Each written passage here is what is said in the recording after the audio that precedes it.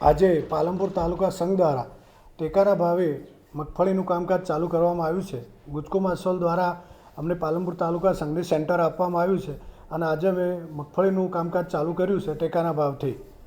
આજે 10 ખેડૂતોને અમે મેસેજ છોડ્યા હતા. પ્રથમ દિવસ હતો તો 8 થી 9 ખેડૂતો અહીંયા આવ્યા છે અને પ્રતિ મણે 71 બોરી લેવાનું સરકાર દ્વારા નક્કી કરવામાં આવ્યું છે. અને હાલ કમોસમી વરસાદના લીધે જે પાકને નુકસાન થયું છે એના લીધે બજાર ભાવ 700 થી 800 900 રૂપિયા ઊંચી જતો હતો, એટલે ખેડૂતોને નુકસાન હતું.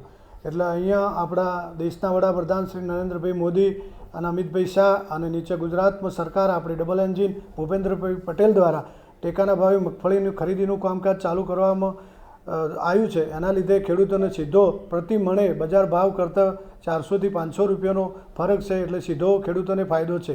એના લીધે ખેડૂતોનો ખુશીની લહેર છે.